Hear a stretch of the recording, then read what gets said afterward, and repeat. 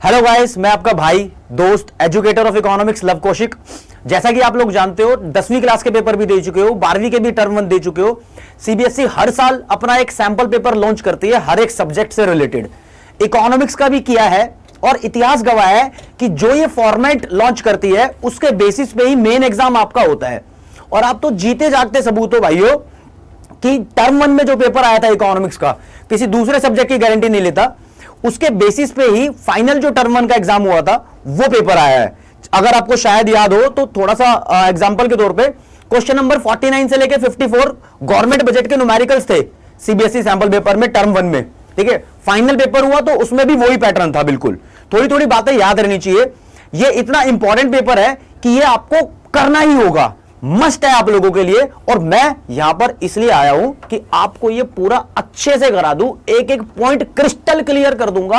आप बस मेरे साथ बने रहिए, पूरा पेपर देखना पड़ेगा, आपको पसंद आएगा और आप बोलोगे कि मैं अपने फ्रेंड्स को भी इसको शेयर करूंगा क्योंकि ये बहुत ज्यादा इंपॉर्टेंट है। तो दोस्तों, अब सीबीएसई ने लॉन्च कर दिया है तुम्हारा पेपर, ये सीबीएसई सैंपल पेपर क्लास 12 के लिए। ठीक है, तो साथ बने रहिए। इसमें एक एक क्वेश्चन सॉल्व करेंगे इस पेपर का। मोस्ट इंपॉर्टेंट क्वेश्चंस इसमें पूछे गए हैं और एक बात क्लियर कर दी सीबीएसई ने कि यह पेपर सब्जेक्टिव होगा। बहुत सारे कयास लगाए जा रहे थे कि सर एमसीक्यू बेस्ड पेपर होगा या सब्जेक्टिव होगा। अभी तक तो जब तक ये पेपर आया है सीबीएसई क्रिस्टल क्लियर है खुद अपने आप में ही कि सब्जेक्टिव पेपर ही लेगी। उसके लिए अभी तक कोई कोरोना कोविड नहीं है। वो कहती है सिचुएशन कैसी भी हो, अभी तक हम सब्जेक्टिव के बारे में सोच रहे हैं। जितने भी अफवाहें हैं वो सब गलत है, लेकिन डिले हुआ तो बात कुछ और हो सकती है। कोविड पे देखा जाएगा जो होगा। अभी तक इसके हिसाब से प्रिपरेशन भी आपने सब्जेक्टिव ही करनी है। कुछ लोग सोच रहे नहीं सर बाद में अगर एमसीक्यू का एकदम से सीबीएसई ने बोल दिया तो क्या करेंगे। अरे सब्जेक्टिव अप्रोच रखोगे पढ़ने की तो एमसीक्यू आसानी से सॉल्व कर सकते हो एंड टाइम पे भी। लेकिन अगर एमसीक्यू की प्रिपरेशन करोगे ना भाइयों तो लास्ट में सब्जेक्टिव फॉर्मेट के हिसाब से नहीं पढ़ पाओगे। तो सब्जेक्टिव यानी एक्सप्लेन करने वाला पढ़ो, आसानी से सब कुछ हो जाएगा। और हम है ना तुम्हारे लिए, कोई भी डाउट हो हम सब कुछ सॉल्व करके देंगे रे। ठीक है, तो एक बेसिक सी इंफॉर्मेशन के साथ शुरुआत करेंगे। 2 घंटे का पेपर बताया सीबीएसई ने इकोनॉमिक्स का होगा और 40 नंबर का होगा। ये 10 नंबर का आपका प्रोजेक्ट वर्क चलेगा, ये आप लोगों को पता ही है। तो 40 नंबर के लिए यहां पर फाइट करेंगे, लड़ेंगे, तोड़ेंगे, फोड़ेंगे पेपर को। ठीक है, इस पेपर की जनरल इंस्ट्रक्शन है, ये दोबारा बोल रहा हूं कि सब्जेक्टिव क्वेश्चन पेपर आने वाला है। Total number of question 13 question आएंगे इसमें। कुछ इंटरनल चॉइस भी होगी, बताता हूं इंटरनल चॉइस कितनी होगी, नंबर आने भी बताऊंगा। और सीबीएसई कह रही है हम ऐसा क्वेश्चन भी देंगे जो केस या सोर्स बेस्ड क्वेश्चन होगा, यानी केस स्टडी दे देगा। वो केस स्टडी में से कुछ क्वेश्चन पूछने की कोशिश करेगा। अभी पूछे हुए हैं, एक एक बात रिवील करूंगा।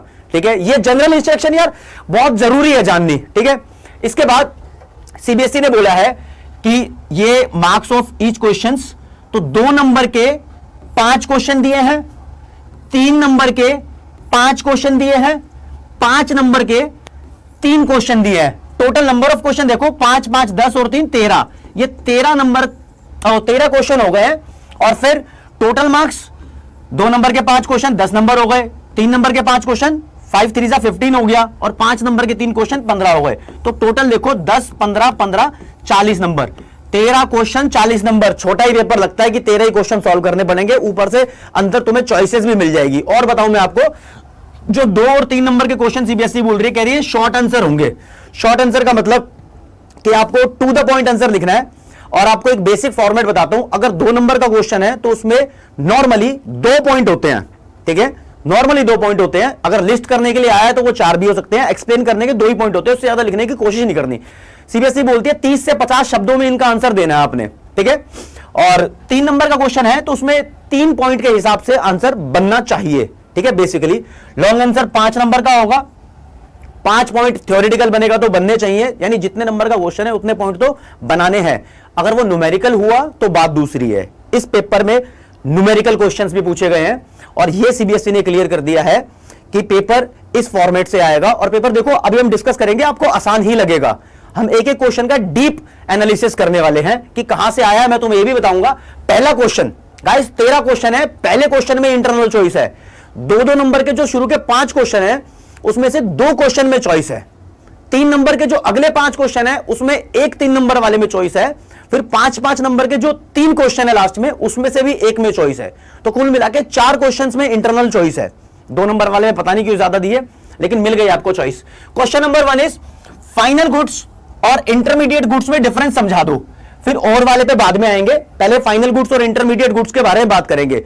देखो जो डायरेक्ट कंजम्पशन के लिए अभी चीजें इस्तेमाल होने के लिए रेडी है वो सब फाइनल गुड्स होती है, हमें पता है। कार इस्तेमाल के लिए तैयार है वो फाइनल गुड्स है, उसमें लगे हुए स्पेयर पार्ट्स, उसके पुर्जे, उसके टायर, ये अभी इस्तेमाल के लिए तैयार, डायरेक्ट यूज के लिए नहीं होते, तो वो फाइनल गुड्स नहीं कहलाएंगे। अभी होटल से एक डिश बन के आई है, सब्जी मस्त, वो हमारे लिए फाइनल गुड्स है। उसमें जो भी उसने मसाले इस्तेमाल किए हैं, प्याज लहसुन टमाटर जो भी काट के गिरा है, वो हमारे लिए फाइनल गुड्स नहीं है। और दूसरे नंबर पे बोला है इंटरमीडिएट गुड्स, तो इंटरमीडिएट नाम से पता लग रहा है इंटरनली यूज हुई गुड्स होंगी, ये बेसिकली रॉ मटेरियल बोल सकते हो। जब इस चैप्टर को किया जाएगा नेशनल इनकम से क्वेश्चन बनता है, मैक्रो इकोनॉमिक्स नेशनल इनकम से, ठीक है।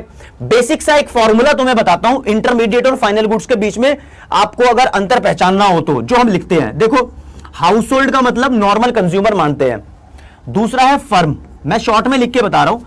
अगर कोई भी सामान हाउस होल्ड ने खरीदा है तो वो फाइनल कंसीडर किया जाता है, फाइनल कंसीडर किया जाता है, ठीक है गाइस। अगर फर्म कोई सामान खरीद रही है तो फर्म के दो पर्पस होते हैं। फर्म ने अगर अपने इस्तेमाल के लिए चीजें खरीदी है, फर्म मशीन खरीदती है अपने इस्तेमाल के लिए, फार्मर को भी फर्म मानो, फार्मर एक प्रोड्यूसर होता है, फार्मर ने ट्रैक्टर खरीद लिया अपने इस्तेमाल के लिए, तो जो भी चीजें फर्म अपने यूज के लिए खरीदती है तो बोलते हैं फर्म ने वो सब चीज इन्वेस्टमेंट पर्पस के लिए परचेज की है, तो वो सब फिर फाइनल गुड्स मानी जाएंगी। अगर फर्म ने कुछ चीजें इसलिए खरीदी हैं कि उससे वो फर्दर प्रोडक्शन कर ले, यानी जो भी उसकी फाइनल कमोडिटी है उसके अंदर घुसा दे, इस्तेमाल कर ले। बर्गर वाला आलू इसलिए खरीदता है कि आलू की टिक्की उसमें घुसा दे, तो बर्गर वाले के लिए जो आलू है वो इंटरमीडिएट गुड्स हो गया, इस बात को ध्यान रखना। तो फर्म ने जो चीजें फर्दर प्रोडक्शन के लिए खरीदी हैं, फर्दर प्रोडक्शन के लिए खरीदी है, इसके लिए दो वर्ड इस्तेमाल किए जाते हैं।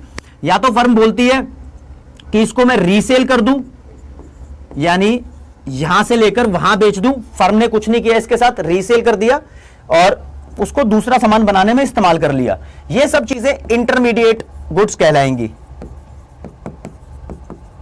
ठीक है। तो डिफरेंस ऐसे नहीं लिखना, ये तो मेरा समझाने का मोटिव था और डायरेक्ट मोटे मोटे तौर पे आपको समझा दिया।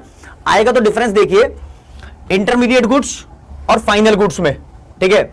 इंटरमीडिएट गुड्स बेसिकली प्रोड्यूसर्स ही इस्तेमाल करेंगे क्योंकि कंज्यूमर का कोई लेन देन नहीं, जो भी चीज कंज्यूमर या हाउस होल्ड खरीद रहा है डायरेक्ट आप उसको मान लो कि वो फाइनल है। चाहे वो चाय की पत्ती और चीनी खरीद रहा है, उससे चाय बना रहा है, लेकिन जो भी खरीदा है हाउस होल्ड ने वो सब फाइनल है। ये सारे एनालिसिस फर्म के ऊपर होते हैं। फर्म ने अगर उसको रॉ मटेरियल के तौर पे खरीद लिया, उससे कुछ और बना दिया, तो फर्म के लिए वो इंटरमीडिएट है।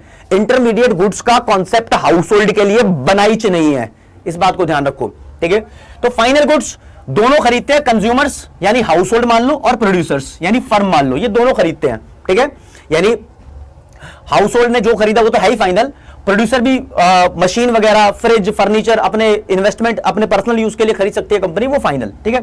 Next, intermediate goods are used for producing other goods, किसी दूसरे गुड्स के प्रोडक्शन में इनका इस्तेमाल होता है। लेकिन जो फाइनल गुड्स है ये अपनी मन की शांति, ह्यूमन सेटिस्फैक्शन, या फिर फर्म करे तो इन्वेस्टमेंट, ये फर्म इन्वेस्टमेंट के लिए खरीदती है और हम चाय पीते हैं अपने मन की शांति, भूख मिटाने के लिए, तो हाउस होल्ड के लिए human satisfaction. Difference number 2। Difference number 3 कि इंटरमीडिएट गुड्स को नेशनल इनकम की कैलकुलेशन में इंक्लूड नहीं किया जाता, नहीं किया जाता इसको इंक्लूड। इसके पीछे बहुत सारे कारण है, कंसेप्ट समझाना पड़ेगा पूरा डिटेल में, लेकिन अभी तो पेपर सॉल्व कर रहे हैं, टू द पॉइंट बात करेंगे, ठीक है। और फाइनल गुड्स को इंक्लूड करते हैं in the calculation of national income. This is very important point guys. Example, raw material example है, इलेक्ट्रिसिटी एग्जांपल है, ठीक है। यहां पर आ जाओ फाइनल गुड्स पे, टेलीविजन अपने लिए खरीद लिया, ट्रैक्टर खरीद लिया किसी फार्मर ने, कंपनी ने मशीन खरीद ली, रेफ्रिजरेटर खरीद लिया, वो सब फाइनल गुड्स में काउंट होगा। ये 4 डिफरेंस है, 2 नंबर का क्वेश्चन है, आपने कोई भी 2 डिफरेंस लिखने हैं। एक दिल से बात कहूं गाइस, ये एग्जांपल लिखने से बचना, एग्जांपल आपको समझाने के लिए था, क्योंकि जब भी हम किसी कमोडिटी का एग्जांपल दे देते हैं तो उस पर लिखा नहीं होता कि वो इंटरमीडिएट गुड्स है या फाइनल गुड्स है। देखो जैसे आलू की बात करें, आलू अगर हाउस होल्ड ने खरीद लिया तो आलू फाइनल है।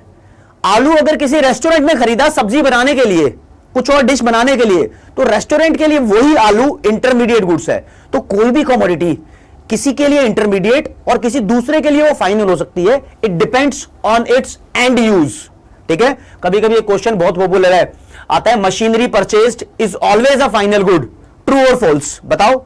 तो ये स्टेटमेंट पूरी फॉल्स है। हम बोल सकते हैं machinery purchased may be final, may be intermediate, it depends on its use. If it is purchased by household, then it is final. If it is purchased by firm for its own use, that is investment purpose, then again it is final. और third point लिखोगे आप, if machinery is purchased by household for further production, then it is intermediate. हाँ, machinery भी intermediate हो सकती है। Car के अंदर इंजन लगता है, इंजन अपने आप में एक मशीन है, तो कार के अंदर फिट कर दिया, कार तो फाइनल हो गई। तो वो इंजन था ना जो, वो इंटरमीडिएट हो गया। तो कुछ इनसे रिलेटेड क्वेश्चन भी हमें चर्चा करने जरूरी है। फिर आ जाओ, देखो जी, वापस क्वेश्चन पूछ लिया, distinguish between positive externalities and negative externalities. National income, GDP and welfare वाले टॉपिक से क्वेश्चन है। सबसे पहले तो एक्सटर्नैलिटीज ही बता दूं क्या होती है। देखो, एक्सटर्नैलिटीज वो सब बाहर की एक्टिविटीज होती है जो हमारे कंट्रोल में नहीं है, लेकिन हमारे ऊपर कभी कभी वो फायदा दे जाती है, कभी कभी नुकसान दे जाती है। ये सब एक्टिविटीज, जैसे कि मान लो राजू सड़क पे चल रहा है, सड़क पे चलते चलते चलते चलते केले का छिलका पड़ा था, बेचारा फिसल के गिर गया। अब वो किसको ब्लेम करेगा? किसी को ब्लेम नहीं कर सकता। ठीक है, अभी आपको एक नाले की स्टोरी बताता हूं। जैसे गंदा नाला वगैरह होता है, किसी के घर के बाहर अगर गंदा नाला है, होना नहीं चाहिए वैसे यार, अगर है तो उसमें से जो कार्बन निकलता है, एमिशन निकलता है, वो घर के इलेक्ट्रॉनिक आइटम्स को जल्दी खराब कर सकता है। इन एक्टिविटीज के लिए हम क्या कर सकते हैं? हमें नुकसान दे रही है ना, ये सब एक्सटर्नैलिटीज है। किसी के घर के बाहर मान लो ग्रीनरी है, बहुत अच्छी गार्डन है, ये भी एक्सटर्नैलिटी है, क्योंकि अगर वो गवर्नमेंट ने फ्री में बनवाया है तो उसका हेल्थ बेनिफिट मिलता है, फ्रेश एयर आएगी, थोड़ा पोल्यूशन लेवल कम होगा, हेल्थ स्टेटस अच्छा रहेगा, ठीक ठाक रहेगा। तो ये भी हमारे लिए एक ऐसी एक्टिविटी है जो एक्सटर्नैलिटी में काउंट होगी, क्योंकि हम इनके लिए अगर फायदा मिल रहा है तो पेमेंट नहीं कर रहे, लेकिन अगर हमें नुकसान हो रहा है ना यार, तो कोई हमें इसके बदले कॉम्पनसेट भी नहीं कर रहा, हम किसी पे पेनल्टी नहीं लगा सकते। ये कुछ फोटोज है, देखो, अगर तुम्हारे घर के बाहर कोई लाउड स्पीकर बजे जा रहा है, ढै ढै ढै ढै ढै ढै नाच गाना हो जा रहा है, और तुम्हें करनी है पढ़ाई, क्या करोगे यार? नहीं, कभी कभी पुलिस को कॉल कर सकते हो, कभी किसी को बोल सकते हो, लेकिन जब बहुत ओवर ही हो जाए, तुम्हारे कंट्रोल में बात ना हो, तो तुम कुछ नहीं कर सकते। इस बात को तुम्हें नुकसान होगा ही होगा। ठीक है, अपने डैड से पूछो, चाचा चाची कोई भी, अगर ऑफिस में जाते हो जाम में फंस जाएंगे तो प्रॉब्लम हो जाती है यार। इनके लिए हम किसी से पैसे नहीं मांग सकते, किसी पे पेनल्टी नहीं लगा सकते कि भाई तू इसके लिए मुझे कुछ दे, मैं पढ़ाई नहीं कर पाया, मेरे नंबर तू बढ़वा दे, ये नहीं हो सकता ना।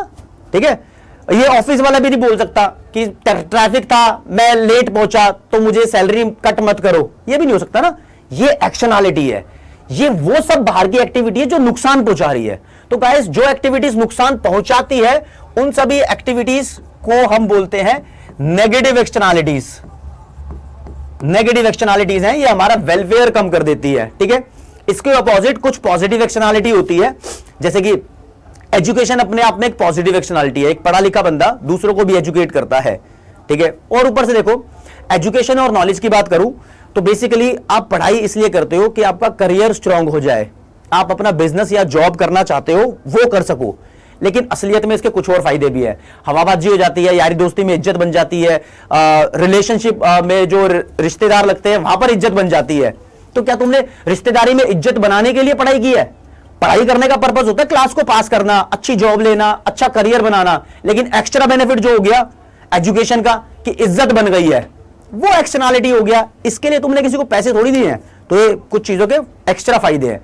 अब लो, मान लो आपकी क्लास में किसी एक बच्चे ने एक अच्छा क्वेश्चन पूछ लिया एज अ डाउट, तो उस बच्चे की वजह से दूसरों को उसका सॉल्यूशन पता लग गया, तो दूसरों के लिए एक वो पॉजिटिव एक्सटर्नैलिटी हो गई, इस चीज का फायदा हुआ है उनको। ठीक है, कोविड-19 की वैक्सीन के बारे में बात करें तो अगर ये कोविड-19 की लोग कोरोना की वैक्सीन लगवा लेते हैं तो इसका भी दूसरों को भी फायदा है कि एंटीबॉडीज बन रही है, वो कम फैलेगा या नहीं फैलेगा कोरोना, ये फायदे हैं। तो ये पॉजिटिव एक्सटर्नैलिटीज हैं। ठीक है, तो गाइस, नेगेटिव एक्सटर्नैलिटी और पॉजिटिव एक्सटर्नैलिटी का डिफरेंस इस क्वेश्चन में पूछा है। तो कोई भी बाहर की एक्टिविटी जिससे हमें कोई लॉस हुआ है, नुकसान हुआ है, हार्म हुआ है, हमारा कोई कॉस्ट या खर्चा आया है, वो नेगेटिव एक्सटर्नैलिटी। अगर कोई बाहर की एक्टिविटी जिससे हमें कोई बेनिफिट हुआ है, कोई मस्त गेन हो गया, ठीक है, ये सब पॉजिटिव एक्सटर्नैलिटी। डेफिनेशन लिखी हुई है, it refers to the bad impact या फिर harm of an activity without paying penalty. किसी ने तुम्हें नुकसान पहुंचा दिया, तुमने उससे पैसे भी नहीं मांगे, पेनल्टी भी नहीं लगाई। It refers to the good impact या benefit of an activity without paying the price आपको किसी चीज से फायदा हो गया, आपने अब पेमेंट नहीं करी उसके लिए, ठीक है, ओके। फिर इसके एग्जांपल्स बहुत इंपॉर्टेंट है, लाइक कोई पोल्यूशन में बीमार हो गया, ट्रैफिक जैम में फंस गया, लाउड म्यूजिक चल रहा है, ड्रिंकिंग एंड ड्राइविंग, यार शराब पी के लोग गाड़ी चला देते हैं तो किसी और का एक्सीडेंट हो जाता है उसकी वजह से, वो तो खुद तो ठुकता है, किसी और को भी ठोक देता है। तो फुटपाथ पे जो लोग सो रहे हैं या फिर कोई वैसे ही चल रहा है वो सब ठुक जाते हैं, उनके लिए नेगेटिव एक्सटर्नलिटी है ना, ठीक है। Ringing cell phone in the movie theatre, picture देखने जाते हैं, अभी तो कोरोना में तो कौन जा रहा है पिक्चर, थिएटर कभी खुलते कभी बंद हो जाते हैं, वैसे भी मूवी देखने जाते हैं तो मस्त सा माहौल बना होता है, किसी का फोन बच जाता है, ओहो मजा गिरगिरा हो जाता है, कोई मस्त सीन चल रहा हो तो वो नेगेटिव एक्सटर्नलिटी की तरह काम करेगा। पॉजिटिव एक्सटर्नलिटी का एग्जांपल ले लो, घर के बाहर ग्रीनरी है, ब्यूटीफुल गार्डन है, मौज हो जाती है देख के, ओहो क्या नजारा है। बाकी इसका हेल्थ बेनिफिट भी होता है, फ्रेश एयर आती है, पोल्यूशन थोड़ा कम लगता है। आपकी नॉलेज ने अच्छी लड़की से शादी करवा दी, अच्छे लड़के से शादी करवा दी क्योंकि तुम्हारा स्टेटस बहुत अच्छा था, लेकिन नॉलेज शादी करने के लिए थोड़ी दी थी, एक्स्ट्रा बेनिफिट है। वैक्सीनेशन मैंने बताया, students asking good questions in the class, these are the examples of positive externality. Point number 3 भी लिख सकते हो डिफरेंस का, कि नेगेटिव एक्सटर्नलिटी की वजह से वेलफेयर ऑफ द कंट्री कम हो जाता है और यहां पर वेलफेयर ऑफ द कंट्री बढ़ जाता है। लेकिन 2 नंबर का क्वेश्चन था दोस्तों, 2 पॉइंट लिखने हैं आपने, ठीक है, 2 ही पॉइंट लिखने हैं।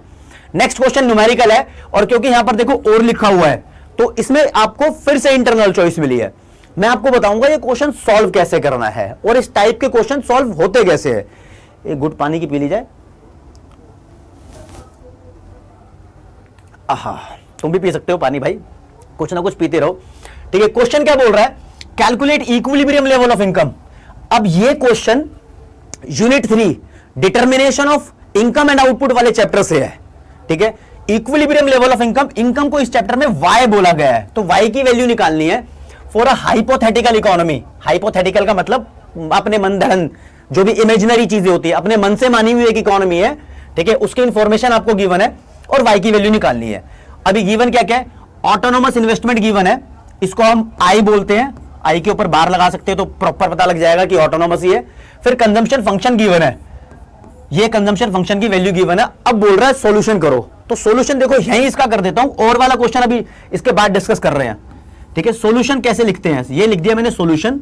गाइस आपको सॉल्व कैसे करना है प्रॉपर बता देता हूं, बस कुछ शॉर्ट फॉर्म अगर मैं यूज करूंगा तो आप पूरा लिखना, जैसे कि मैंने लिखा एट इक्विलिब्रियम। इक्विलिब्रियम पे क्या होता है, इक्विलिब्रियम पे एएस और एडी एक दूसरे के इक्वल होते हैं, ये लिखना है। फिर एएस का मतलब होता है वाई, एडी का मतलब 2 सेक्टर इकोनॉमी में होता है सी प्लस आई, ठीक है। तो यहां पर जो जो क्वेश्चन में वैल्यूज गिवन है बस वो पुट करते हुए चलो, वाई तो निकालना ही है, इसको ऐसे ही छोड़ दो।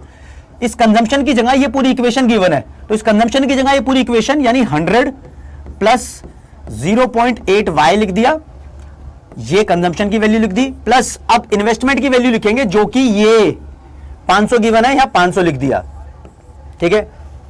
पेन चेंज कर रहा हूं ताकि आपको ढंग से समझ में आए और अच्छा दिखे, ठीक है। वाई की जगह वाई लिख दो, अब एडिशन कर दो 100 और 500, 600 हो गया, 600 प्लस ये 0.8 वाई, ठीक है जी। वाई वाली वैल्यूज एक साथ ले जाओ, उधर ले जाओ, तो ये वाई माइनस में ये minus 0.8 y is equal to 600, ये इक्वेशन हो गई। फिर से पेन चेंज कर रहा हूं क्योंकि कहीं और आ रहे हैं, ठीक है। इसको ले जाओ इधर, तो y में से 0.8 y गए, एक y में से 80 y मतलब 0.8 y गए, तो बचेगा हमारे पास 0.2 y इज इक्वल टू 600।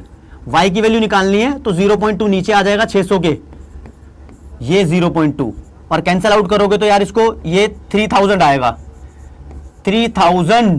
और देखो रुपीज लिखा है और करोड़ भी लिखा है, ये लिखना लोग भूल जाते हैं, रुपीज करोड़। तो इक्विलिब्रियम लेवल ऑफ इनकम यहां लिख देता हूं, y is equal to rupees 3000 crore, ऐसे आंसर आएगा इसका। और बॉक्स में डाल देना लास्ट में, प्रेजेंटेशन बहुत इंपॉर्टेंट है, ठीक है। ये न्यूमेरिकल सॉल्यूशन दिया है। अगला क्वेश्चन देख लो, ये क्वेश्चन भी determination of income and employment वाली यूनिट से है, मैक्रो इकोनॉमिक्स से। ये इन्वेस्टमेंट मल्टीप्लायर का क्वेश्चन है दोस्तों, ठीक है। इसमें क्या बोल रहा है वो, कैलकुलेट चेंज इन इनकम, खुद ही बोल दिया, डेल्टा वाई की वैल्यू निकालो, वही फॉर अ हाइपोथेटिकल इकोनॉमी, ठीक है। इसके अंदर जो तुम्हें दे रहा है वो एमपीसी की value, marginal propensity to consume 0.8 given है, और फिर चेंज इन इन्वेस्टमेंट यानी डेल्टा है 1000 करोड़ गिवन है, तो करोड़ों में आंसर आएगा। आपको इसका सॉल्यूशन कैसे लिखना है, सॉल्यूशन लिखने के लिए पहला इस्तेमाल तो एमपीसी का करेंगे। यहां पर मल्टीप्लायर का क्वेश्चन है तो मल्टीप्लायर को यूज करते हैं पहले। एक मल्टीप्लायर का दोस्तों फॉर्मूला होता है, तो लिखेंगे as we know that multiplier is equal to 1/1 minus MPC, क्योंकि एमपीसी गिवन था यहां पर, तो मैंने एमपीसी की वैल्यू को यहां पुट किया है। फिर एमपीसी जो भी गिवन है वो पुट कर दो, 1/1 माइनस एमपीसी की वैल्यू 0.8, तो 1/0.2 कैंसिल करोगे तो 5 आ जाएगा। मल्टीप्लायर की वैल्यू 5 आ गई। अब इसको इस्तेमाल करना है, मल्टीप्लायर की वैल्यू 5 आ गई। नाव जहाज बोट कबूतर कुछ भी लिखो, नाउ मल्टीप्लायर का formula delta y upon delta I. अब इसकी जगह मल्टीप्लायर की जगह लिखा 5, क्योंकि 5 आया था, ठीक है, is equal to delta y को ऐसे ही रहने दो, इसकी तो वैल्यू निकालनी है। फिर डेल्टा वाई की वैल्यू क्वेश्चन में गिवन है ये रही 1000, ऐसे लिख दिया। इतना समझ में आ गया। तो बस अब इसकी वैल्यू को निकालने के लिए इसको ऊपर ले जाके मल्टीप्लाई कर दो। अब देखो मैं गाइस इसको यहां लिख रहा हूं, तो डेल्टा वाई को अलग से लिखा is equal to 5 into 1000, that is ₹5000 crore CR। ये आंसर बन जाएगा। आसान सा क्वेश्चन था 2 नंबर का, तो 2 नंबर पूरे मिलेंगे, अच्छे से सॉल्व करके दिखाना है, ठीक है। क्वेश्चन नंबर 3 पे आ जाओ। ये क्वेश्चन में एक स्टेटमेंट लिखी है, as the income increases people tend to save more, justify the given statement. यार ये क्वेश्चन है ना बहुत आसान सा लोगों को लग रहा है, लेकिन इसके पीछे एक्सप्लेनेशन देने का एक नजरिया थोड़ा अलग देना है ताकि पूरे नंबर मिले। देखो इसका आंसर रीड करने से पहले कुछ बातें समझनी जरूरी है। जब इनकम लेवल बढ़ता है तो कंजम्पशन तो बढ़ता ही है, ये सबको पता है। इनकम कम होगी तो कंजम्पशन भी कम होगा। ऐसे ही इनकम के बढ़ने पे सेविंग भी बढ़ती है। लेकिन दोस्तों जो एक चतुर चालाक रैशनल कंज्यूमर होता है ना, वो क्या कहता है, वो कहता है कि ये देखो इधर लिखा इनकम, इधर लिखा कंजम्पशन, इधर लिखा सेविंग। एक आसानी भाषा में समझ लो, मान लो इनकम 1000 रुपए है उसकी, तो वो कहता है मैं 900 रुपए खर्च कर देता हूं और 100 रुपए बचा लेता हूं, मान लो। लेकिन जब उसकी इनकम ज्यादा बढ़ जाएगी, बढ़ते बढ़ते बढ़ते बढ़ते मान लो उसकी इनकम 10,000 हो गई, तो पहले तो वो 1000 का एक 90% पोर्शन कंज्यूम कर रहा था, ठीक है, और 10% पोर्शन सेव कर रहा था। अब 10,000 इनकम से क्या होगा, अब भी वो ये रेशो बरकरार नहीं रखता, क्योंकि इनकम बहुत ज्यादा बढ़ गई है। अब वो 90% नहीं, उससे कम कंज्यूम करता है। मान लो कि 10,000 में से वो 8,000 खर्च कर रहा है, इसका मतलब अब वो 80% खर्च कर रहा है, और फिर कितने बच गए, 2,000 बच गए, तो 20% सेव कर रहा है। तो ये तो साबित हो ही गया कि इनकम के बढ़ने से कंजम्पशन भी बढ़ा और सेविंग भी बढ़ी। लेकिन यह जरूर बताया जाता है कि उसके चालाक चतुर रैशनल कंज्यूमर के दिमाग में एक साइकोलॉजिकल इफेक्ट होता है। वो कहता है शुरू में जो मेरी इनकम बढ़ेगी, क्योंकि मेरी सेफ्टी नीड्स भी है, इमरजेंसी नीड्स भी होती है, तो उसके लिए मुझे ज्यादा पैसा खर्च करना पड़ेगा। लेकिन जब इनकम मेरी धीरे धीरे और बढ़ती रहेगी, तो मैं भविष्य को ध्यान में रखते हुए भविष्य की सिचुएशंस के लिए पैसा बचाना शुरू करूंगा, तो सेविंग रेट मेरी ज्यादा बढ़ेगी, कंजम्पशन रेट थोड़ा कम हो जाएगा, लेकिन बढ़ता ही रहेगा। वो तो बात कूल है, ठीक है। ऐसे ही आंसर लिखा हुआ है, आपने ये टेबल बनानी है तो ज्यादा एक्सप्लेन हो जाएगा टीचर को, लेकिन 2 नंबर के लिए आपने थ्योरेटिकल आंसर देना है। तो क्या लिखा है यहां पर, जो सीबीएसई वालों ने आंसर लिखा है वही कॉपी पेस्टेड है गाइस, ये वाला answer. At a lower level of income consumer spends a large proportion of his और हर इनकम ऑन कंजम्पशन एक्सपेंडिचर। क्यों? क्योंकि बेसिक सर्वाइवल रिक्वायरमेंट है, जिंदा रहने के लिए वो बहुत ज्यादा पैसे खर्च कर देता है, ठीक है। फिर as the income increases owing to the psychological behavior of consumer, rational मतलब वही चतुर चालाक, people tend to consume less and save more for future uncertainty। यहां पर जो 2 पॉइंट है, वो एक तो आपने सर्वाइवल रिक्वायरमेंट वाला बताना है कि वो शुरू में ज्यादा खर्चता है, फिर फ्यूचर अनसर्टेनिटी वाला बताना है कि वो अब ज्यादा बचाने की कोशिश करेगा।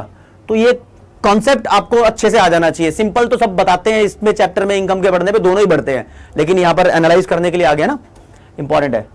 पानी बहुत जरूरी है बीच बीच में। 3 क्वेश्चन हो चुके हैं, चौथे नंबर पे आ जाओ। चौथे नंबर में चॉइस है आपके पास, तो 2-2 नंबर के क्वेश्चन में गाइस 3 चॉइस हो गई। यहां 3 चॉइस है। तो क्वेश्चन पहला पूछा है स्टेट एंड डिस्कस। देखो 2 क्वेश्चन है, स्टेट मतलब नाम लिखो, डिस्कस मतलब डेफिनेशन भी दे दो उसकी, ठीक है। Any 2 indicator that help in measuring the health status of a country. एक देश की हेल्थ स्टेटस को मेजर करने के लिए कौन कौन से इंडिकेटर होते हैं, उनमें से किसी 2 के बारे में लिख दो। दूसरा क्वेश्चन बाद में पढ़ेंगे, पहले उस पर आ जाते हैं। इसका आंसर देखो, बहुत सारे प्रिंसिपल इंडिकेटर्स हैं, infant mortality rate, literacy rate, maternal mortality rate, life expectancy, nutritional level और prevention and cure of communicable and non communicable disease. इनमें से कोई भी 2 के नाम लिखने हैं और उनकी ही डेफिनेशन देनी है। वैसे जो सीबीएसई सैंपल पेपर का आंसर दिया हुआ है उसके अंदर एक इसकी डेफिनेशन गिवन है और दूसरा लिटरेसी रेट, इन दोनों की गिवन है। आप कुछ और भी एक्सप्लेन कर सकते हो। वापस आते हैं उसी क्वेश्चन पे, एक चॉइस में क्वेश्चन था।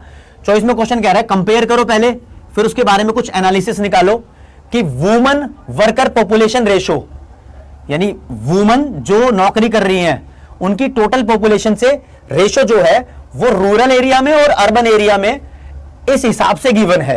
ये 2017-18 के बारे में सीबीएसई ने एक टेबल चिपका रखी है, डेटा दे रखा है। ये डेटा रीड करना है और बताना है कि लेडीज यानी औरतें काम में किस हिसाब से पार्टिसिपेट करनी है और कुछ एनालिसिस निकालना है। तो गाइस देखो 2 नंबर का क्वेश्चन है, कम से कम 2 पॉइंट तो बनते ही है। पहला पॉइंट क्या बनेगा, वुमन ही, देखो यहां पर वुमन कैच करनी है, मैन नहीं, मैन के बारे में क्वेश्चन ही नहीं है। तो देखिए क्या लिखा हुआ है, ये टोटल है, ये गांव है, ये शहर है। तो रूरल एरिया में 17.5% वुमेन वर्किंग है और अर्बन एरिया में 14.2% वुमेन वर्किंग है और टोटल मिला के ये 16.5 है। तो हम पॉइंट नंबर 1 बना सकते हैं कि टोटल 16.5% वुमेन वर्किंग है। पॉइंट नंबर 2 बना सकते हैं कि वो रूरल एरिया में, आर लिख दिया मैंने, रूरल एरिया में ज्यादा है as compare to the urban area, urban area में कम है। यानी जितनी भी वुमेन की पार्टिसिपेशन है जॉब करने में, वो देखो गांव वाले इलाके में ज्यादा होता है, शहर में कम होता है। अगर आप आसपास देख रहे हो तो आपको लगता होगा कि हाँ भाई अर्बन एरिया में लेडीज नौकरी ज्यादा करती हैं, रूरल एरिया में नहीं करती। देखो नौकरी करने की बात नहीं, किसी भी इकोनॉमिक एक्टिविटी में एंगेजमेंट की बात हो रही है। अगर वो पोल्ट्री का काम करती है, एनिमल हस्बेंड्री, गाय भैंस बकरी वगैरह कुछ भी काम करती है, खेतियों में काम करती है, तो वो भी इकोनॉमिक एक्टिविटी में पार्टिसिपेशन है। तो basically larger portion of women in the rural area is engaged in an economic activity as compared to that of urban area। तो ये एनालिसिस आपको घोट के पता होना चाहिए। और ऐसा क्यों है, ये एनालिसिस भी तो निकालना है ना, ऐसा क्यों है इसका रीजन दे दो। गांव में लेडीजों को काम में इसलिए एंगेज होना पड़ता है क्योंकि वहां पर पॉवर्टी का लेवल थोड़ा ज्यादा है। एब्जेक्ट पॉवर्टी इसके लिए शब्द का इस्तेमाल किया जाएगा, एब्जेक्ट पॉवर्टी। ठीक है, ये रीजन एनालिसिस बन जाएगा, 1 नंबर इसका मिलेगा। इन दोनों का मिलाकर तुम्हें 1 नंबर मिल जाएगा। ये पॉइंट लिखो चाहे मत लिखो, ये और ये 2 पॉइंट इंपॉर्टेंट है, 2 नंबर का आंसर है। ठीक है, तो गाइस क्वेश्चन नंबर 4 हुआ। क्वेश्चन नंबर 4 का आंसर ये सीबीएसई ने लिखा हुआ है, ये लिखा हुआ है 16.5 पहला वाला पॉइंट बता दिया, फिर 17 इसमें ज्यादा है और रीजन बताया एब्जेक्ट पॉवर्टी, यही लिखा है। आप इसको कर सकते हो प्रिपेयर, बहुत बढ़िया। Question number 5, question number 5, investment in infrastructure contributes the economic development of a country, justify the given statement with a valid argument. कह रहा है कि जितना इंफ्रास्ट्रक्चर पे खर्चा करोगे उतना देश की तरक्की हो जाएगी, डेवलपमेंट हो जाएगी। तो बिल्कुल हो जाएगी। इंफ्रास्ट्रक्चर का मतलब वो सारी बेसिक फैसिलिटीज हैं जो किसी बिजनेस को आगे बढ़ाने में हेल्प करे। भैया रोड बनाओ, ब्रिज बनाओ, फ्लाईओवर्स जो बनते हैं, इलेक्ट्रिसिटी की सुविधा अच्छी करो, एनर्जी के सोर्सेस प्रोवाइड करो, एनर्जी की फैसिलिटी बढ़ा दो, तो ये सब इंफ्रास्ट्रक्चर में काउंट होता है। ठीक है, तो इंफ्रास्ट्रक्चर में जितना पैसा खर्च करेंगे देश की तरक्की उतनी अच्छी हो जाएगी, उतना आगे बढ़ जाएगा। तो इंफ्रास्ट्रक्चर की इंपॉर्टेंस यहां पर लिखनी है। इंपॉर्टेंस ऑफ इंफ्रास्ट्रक्चर मैंने लिखी है, कितने सारे पॉइंट बताए हैं, 1 2 3 4 5 6 7 8, 8 में से कोई भी 2 पॉइंट आपको बताने हैं यहां पर। ठीक है, ने लिखा तो विद अ वैलिड आर्गुमेंट है, कोई भी 2 पॉइंट, लेकिन आप इसको बताना जरूर। ठीक है, आर्गुमेंट एक ही बना देना, उसमें कम से कम 2 पॉइंट लिखना। इंफ्रास्ट्रक्चर देश में प्रोडक्टिविटी बढ़ाता है, यानी प्रोडक्शन करने की पावर बढ़ा देता है। एक इंसान बिना मशीन के जितना प्रोडक्शन करेगा, मशीन जैसी फैसिलिटी के साथ वो ज्यादा प्रोडक्शन करेगा, तो प्रोडक्टिविटी बढ़ गई, नौकरियां मिलती है भैया। अगर अच्छी फैसिलिटी होगी, ज्यादा बढ़िया इन्वायरमेंट हो जाएगा, ज्यादा बड़ी कंपनियां आएंगी तो वो नौकरियां भी देंगी, खुद की देश की कंपनियां भी होंगी, विदेशी लोग ज्यादा पैसा इन्वेस्ट करेंगे। अब इंडिया में देख लो, बेंगलोर, गुड़गांव, चंडीगढ़, मैसूर, दिल्ली जैसे, नोएडा जैसे इलाके बहुत अच्छे इंफ्रास्ट्रक्चरल फैसिलिटीज के साथ अब बन गए हैं, तो यहां पर विदेशी कंपनियां बहुत सारी आ रही हैं, तो इन्वेस्टमेंट कर रही है इंडिया के अंदर। ठीक है, एबिलिटी टू वर्क बढ़ेगी, आउटसोर्सिंग हो जाएगी। टेस्ला जब इंडिया में आ रही है या आ जाएगी, तो देखो टेस्ला बड़ी कंपनी है बाहर की, इलेक्ट्रिक कार बनाती है, तो वो इंडिया में कुछ एक्टिविटीज आउटसोर्स कर देगी। आउटसोर्स का मतलब थर्ड पार्टी वाली एक्टिविटीज कुछ देना, लाइक कार तो वो खुद ही बना रहे हैं, खुद ही अपनी टेक्नोलॉजी यूज करेंगे, उसके अलावा जो सपोर्टिव सर्विसेज की जरूरत है, लाइक अकाउंट्स की सर्विस की जरूरत है, यहाँ का वकील चाहिए होगा, कोई केस वेस हो जाए तो, ठीक है, तो वो सपोर्टिंग स्टाफ इंडिया को मिल जाएगा, कॉल सेंटर वगैरह ये सब। ठीक है, देश की इकोनॉमिक डेवलपमेंट होगी, यही पॉइंट जस्टिफाई करना था, तो आप आर्ग्यूमेंट में इसको मत देना चाहिए, ठीक है। मार्केट का साइज बढ़ेगा और मार्केट में लिंक जनरेट होंगे प्रोडक्शन एक्टिविटी के, ट्रेड एंड कॉमर्स बेसिकली बढ़ेगा। तो आप इन पॉइंट्स को कंसीडर कर सकते हो इसका आंसर लिखने के लिए, ठीक है गाइस। 6 नंबर का क्वेश्चन 3 नंबर का है। अब ये 3 नंबर के क्वेश्चन शुरू हो गए, शुरू के 5 क्वेश्चन खत्म हो गए, ठीक है। ये क्या कह रहा है, give valid reason explain which of the following will not be included in the estimation of national income of India. Estimation का मतलब यहां पर मान लो कैलकुलेशन, जब भी नेशनल इनकम को कैलकुलेट करेंगे तो ये 3 लाइनें लिखी हुई है, इन तीनों में से कौन कौन नेशनल इनकम की कैलकुलेशन में ऐड नहीं होगा। वैसे ही बता रहा हूं, जो ए है और सी है ये ऐड नहीं होंगे, बी ऐड होगा। अब देखो कैसे, ठीक है। इसके लिए तो वैसे बहुत बड़ा टॉपिक है, नेशनल इनकम में क्या इंक्लूड होता है क्या नहीं होता, प्रिकॉशंस है, अच्छे से करनी पड़ती है। लेकिन यहां क्या देखो लिखा है पहले, purchase of share of x limited by an investor in the national stock exchange. कोई नेशनल स्टॉक एक्सचेंज है, आप शेयर मार्केट स्टॉक मार्केट इसको मान सकते हो, वहां से किसी बंदे ने शेयर खरीद लिए, क्या था इसका नाम, बंदे का नाम नहीं दिया, कंपनी का नाम गिवन है एक्स लिमिटेड, और इन्वेस्टर ने शेयर खरीद लिए। क्या ये नेशनल इनकम की कैलकुलेशन में इंक्लूड होंगे? कतई नहीं होंगे, क्योंकि ये कोई इकोनॉमिक एक्टिविटी नहीं है, it is just a transfer of ownership. पहले कोई और मालिक था, कंपनी मालिक थी, अब जिस बंदे ने शेयर खरीद लिए वो मालिक हो गया। तो it is just a transfer of ownership title, that is why it is not included in the calculation of national income, it is not an economic activity, ठीक है। इसका रीजन देना है। नेक्स्ट है ये वाला, compensation paid by government of India to victims of flood. अब सरकार है ना फाइनेंशियल हेल्प देती है to the victims of flood, earthquake, tsunami, कहीं पर भी कुछ ऐसी त्रासदी आ जाती है जिससे मास लेवल पे लोगों का नुकसान हो जाता है, कहीं विस्फोट भी हो जाता है, वो भी बहुत बुरी बात है, कुछ टेरर एक्टिविटीज भी हो जाती है, तो हमारी देश की सरकार उनको कॉम्पनसेट करती है, कुछ पैसों की हेल्प करती है। तो ये सरकार के लिए एक ट्रांसफर पेमेंट है, और जिन लोगों को पैसे मिल रहे हैं उनके लिए एक ट्रांसफर इनकम है, उन्होंने इसके लिए कोई फैक्टर सर्विसेज प्रोवाइड नहीं की है, तो ये पैसा इंक्लूड नहीं होगा, क्योंकि ट्रांसफर इनकम और पेमेंट किसी भी कंट्री की नेशनल इनकम में वैसे इंक्लूड नहीं की जाती है, फैक्टर इनकम को इंक्लूड किया जाता है, फैक्टर इनकम को इंक्लूड किया जाता है। तो this is not included in the estimation of national income because it is a transfer payment, ये लिखना है। एक तो रीजन देना, 1 नंबर उसका मिलेगा, और 1 नंबर आपको मिलेगा बताने का कि इंक्लूड होगा नहीं होगा, ठीक है। चलो भैया नॉलेज तो बढ़ानी है, ये पॉइंट नंबर बी इंक्लूड क्यों होगा ये बता दो, ठीक है। यहां रेजिडेंट वाला चक्कर आएगा, तो लिखा है salary paid by French embassy new Delhi. नई दिल्ली के अंदर एक फ्रेंच एम्बेसी है, फ्रांस की एम्बेसी है, ठीक है। इसने कुछ लोकल वर्कर्स को, यानी इंडियन वर्कर्स हैं जो हाउसकीपिंग डिपार्टमेंट में काम करते हैं, उन लोगों को सैलरी दी है। बताओ इंक्लूड होगी नहीं होगी? भैया इंक्लूड होगी। इंडियन रेजिडेंट्स को पैसे दिए गए हैं, तो इंडियन रेजिडेंट्स ने ये फॉरेन कंट्री से मान लो पैसा कमा लिया, क्योंकि जो भी एम्बेसी होती है, चाहे है वो नई दिल्ली के अंदर फ्रांस की है, हम उसको अपनी टेरिटरी नहीं मानते, वो फ्रांस की ही टेरिटरी काउंट होगी। तो it is factor income from abroad and it is the income of resident of Indian country, that is why it is included in the calculation of national income. You guys understand, got it? मुझे बहुत अच्छा लगता है कि जब तुम ये video देखोगे, मेरे कंसेप्ट्स आपको समझ में आ रहे हैं, तो यार इसको लाइक कर दो, कुछ कमेंट सेक्शन में बता दो कि कैसा समझ में आ रहा है, कैसा नहीं आ रहा, सर कहाँ आपसे कुछ और भी पढ़ना है, ये टॉपिक्स आप क्लियर करा दो, मैं सब कराऊंगा आपको अगर अच्छा लग रहा है तो मेरे साथ, ठीक है ना। तो ये हुआ। इसके बाद एक न्यूमेरिकल क्वेश्चन दे दिया यार ये वाला, ठीक है।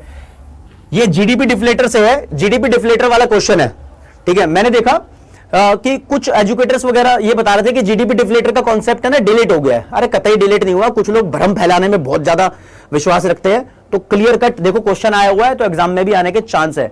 ये नेशनल इनकम का क्वेश्चन है पूरा, क्वेश्चन नंबर 6 जो है, देखिए ये पहले क्वेश्चन रीड कर लेते हैं। यहां पर क्या गिवन है, nominal gross domestic product for a hypothetical economy, इसकी वैल्यू निकालनी है नॉमिनल जीडीपी की, ठीक है। गिवन है रियल जीडीपी और प्राइस इंडेक्स की वैल्यू, ठीक है। जो ये 500 है ये तो रियल जीडीपी है, ठीक है, और जो ये 125 है ये प्राइस इंडेक्स है। बस दो वैल्यू ध्यान रख लो, 500 और 125। मैं यहां नेक्स्ट पेज पे लिख देता हूं, एक 500 गिवन है और 125 गिवन है। 125 प्राइस इंडेक्स है और 500 रियल जीडीपी है। ये क्वेश्चन में गिवन है, आपने निकालना है नॉमिनल जीडीपी, ठीक है। यहां पर जीडीपी डिफ्लेटर का कॉन्सेप्ट यूज करना है गाइस। सॉल्यूशन देखो कैसे लिखना है। As we know that the formula of GDP deflator, GDP deflator का फॉर्मूला यूज करना है और इसको ही बोलते हैं प्राइस इंडेक्स। जीडीपी डिफ्लेटर का दूसरा नाम प्राइस इंडेक्स होता है। ये होता है नॉमिनल जीडीपी, मैंने एन लिख दिया, आप पूरा लिखना, upon real GDP multiplied by 100। ठीक है, ये फॉर्मूला लिख के जो जो वैल्यूज गिवन है वो पुट कर दो। प्राइस इंडेक्स यानी जीडीपी डिफ्लेटर की वैल्यू कितनी गिवन है 125, यहां 125 पुट कर दिया। नॉमिनल जीडीपी की तो वैल्यू निकालनी थी तो मैंने एनजीडीपी लिख के खाली छोड़ दिया। अपॉन में रियल जीडीपी की वैल्यू 500 गिवन है। ठीक है गाइस, तो मल्टीप्लाइड बाय 100 भी है, तो ये 2 0 से 2 0 कैंसिल हो गई, ये 5 ऊपर जाके मल्टीप्लाई हो जाएगा, तो 125 इंटू 5 जो भी वैल्यू आएगी 525, 125 मल्टीप्लाइड बाय 5, ये नॉमिनल जीडीपी की वैल्यू आ जाएगी। रुपीस करोड़ में है,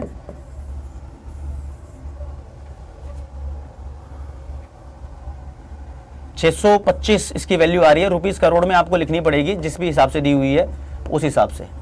ठीक है दोस्तों, कैलकुलेशन थोड़ा देख लेना। ओके रिपोर्ट, यही तरीका है इसको सॉल्व करने का। फॉर्मूला जीडीपी डिफ्लेटर का ध्यान रखना था आप लोगों ने।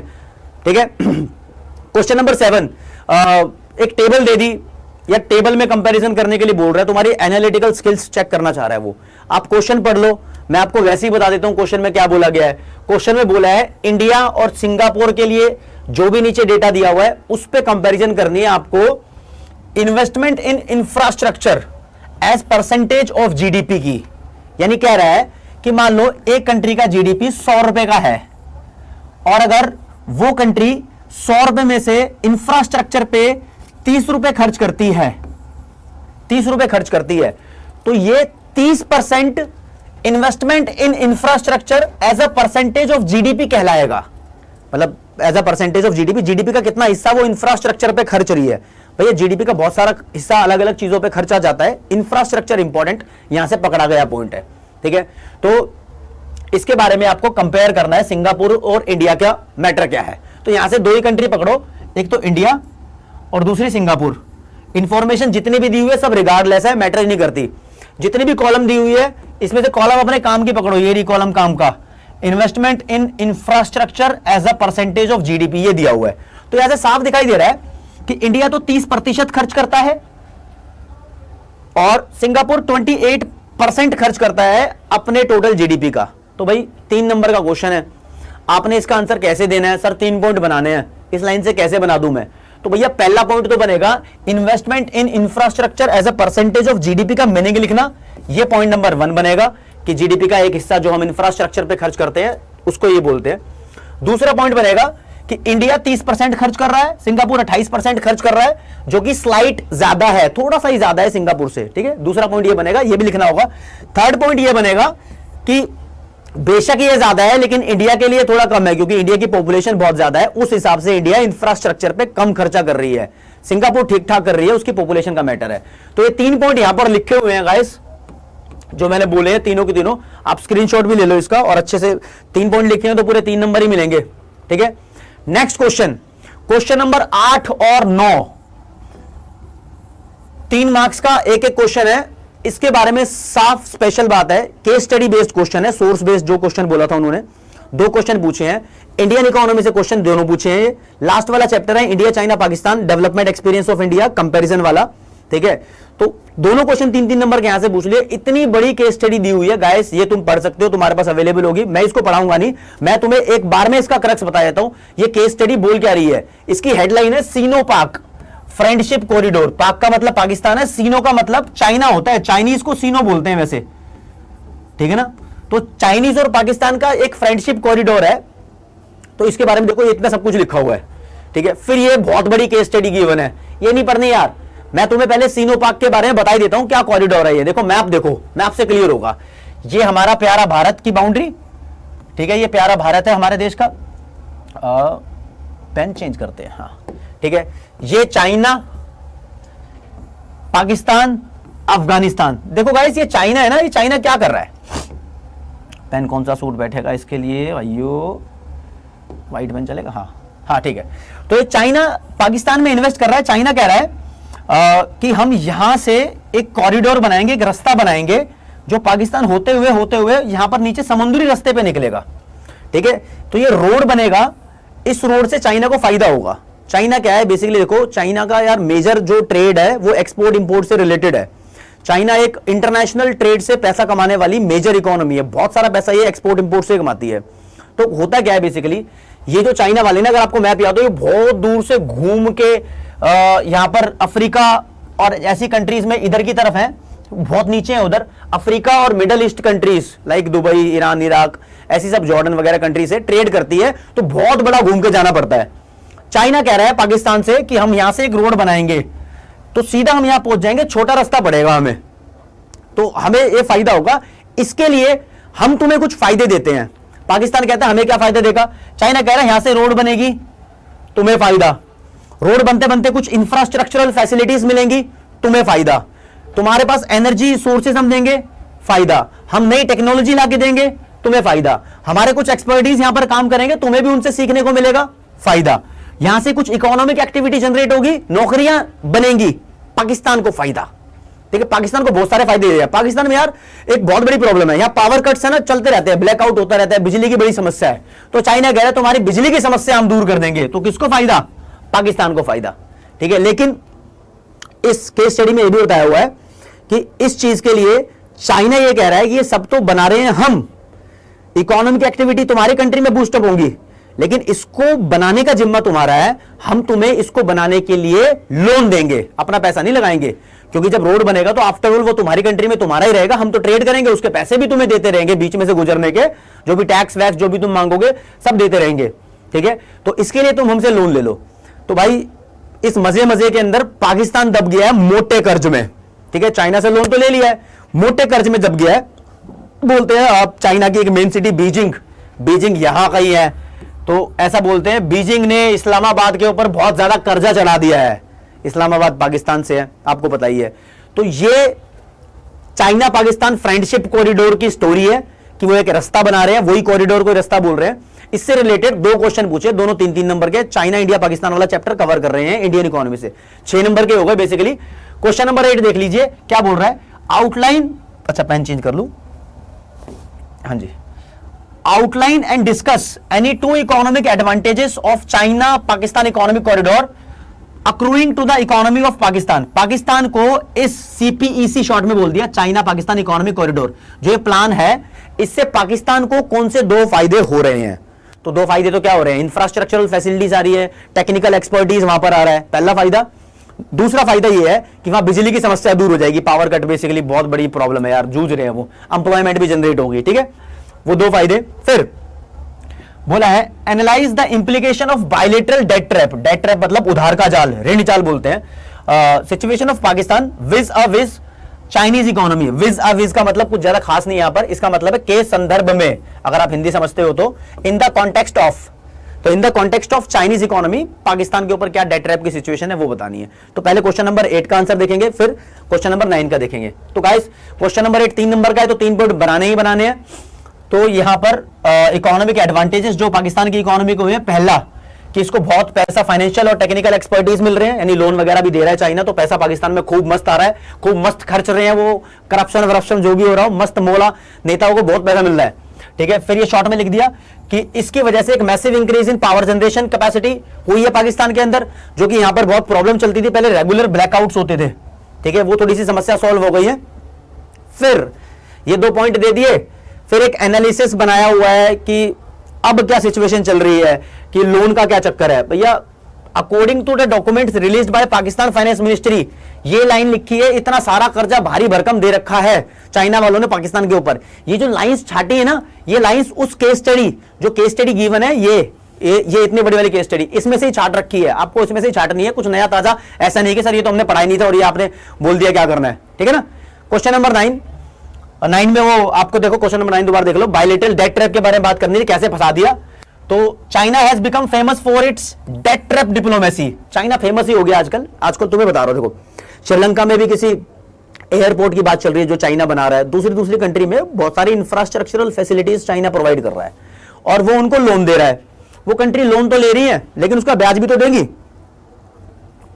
तो चाइना फंसा रहा है उनको उधार के जाल में, उधार देके फिर वो ब्याज नहीं दे पाती तो फिर वहां पे चाइना अपनी हुकूमत चलाने की कोशिश करता है, भाई हमारी बातें मानो,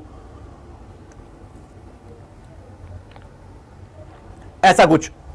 तो ऐसा सब करके the first and foremost implication of the diplomacy, यानी जो डेट ट्रैप की डिप्लोमेसी है, that Beijing has become Islamabad largest creditor, creditor का मतलब उधार देने वाला, बहुत बड़ा लार्जेस्ट क्रेडिटर बन चुका है।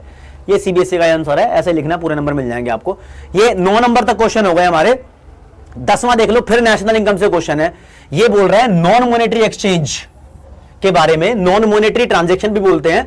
इसका इंपैक्ट क्या होता है जब जीडीपी को हम as a indicator of economic welfare इस्तेमाल करते हैं। देखो, जीडीपी एक कंट्री के इकोनॉमिक वेलफेयर का इंडिकेटर है, इंडेक्स है, लेकिन वो 100% एक्यूरेट नहीं है। फिर भी नॉन मॉनेटरी ट्रांजैक्शन उसकी लिमिटेशन में काउंट होते हैं।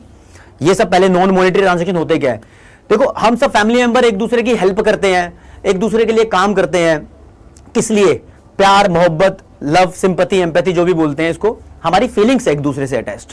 मम्मी तुम्हें खाना बना के देती है, मम्मी तुम्हें चाय पिलाती है, भाई बहन, चाचा चाची, ताऊ, दादा दादी, जो भी आपके लिए सर्विसेज या काम करते होंगे, उसके पैसे नहीं लेते और ना ही उन पैसों की वैल्यू लगाई जा सकती है। भाई प्यार की वैल्यू कोई क्या लगाएगा, ठीक है? लेकिन यही सर्विसेज अगर तुम कहीं बाहर घूमने जा रहे हो, होटल में लो, यही सर्विसेज, भाई चाय लाओ, रोटी लाओ, खाना लाओ, ये लाओ, वो लाओ, उसमें सर्विस चार्ज लग जाएंगे आपके बिल के अंदर। घर में नहीं लगते सर्विस चार्ज, हाँ घर की चीजें भी पैसों में आती है, लेकिन सर्विस चार्ज नहीं लगते, क्योंकि वो प्यार होता है, ठीक है ना? असलियत में ये है तो कुछ ट्रांजैक्शन ऐसे जिससे इनकम जनरेट तो होती है, लेकिन इनकी वैल्यू को हम ना कैलकुलेट नहीं करते, क्योंकि कैलकुलेट कर ही नहीं सकते, ऐसा कोई डेटा बना ही नहीं है जिससे इनकी वैल्यू को कैलकुलेट कर पाए। तो इन चीजों को, प्यार मोहब्बत, जो हम देखो कितनी खुशी से फैमिली रहती है, एक दूसरे से शेयरिंग चलती है, ये फैमिली है, इन सब ट्रांजैक्शंस को हम कैलकुलेट नहीं कर सकते।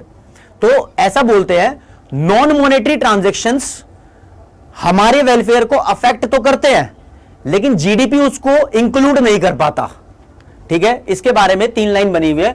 नॉन मॉनेटरी ट्रांजैक्शन को इंक्लूड नहीं करते in the estimation of GDP, ठीक है? क्योंकि कुछ प्रैक्टिकल डिफिकल्टीज है, लिखा है like non availability of reliable data, या इट्स वैल्यू इज अनकैलकुलेटेबल, ठीक है? कैन नॉट बी कैलकुलेटेड, ठीक है? Basically it increase welfare, welfare तो बढ़ता है इससे, विच में lead to under estimation of GDP. Welfare बढ़ता है, जीडीपी उसको इंक्लूड नहीं करता, तो जीडीपी एक सही पिक्चर नहीं दिखा पाता, जीडीपी की वैल्यू उस हिसाब से वेलफेयर के हिसाब से कम है।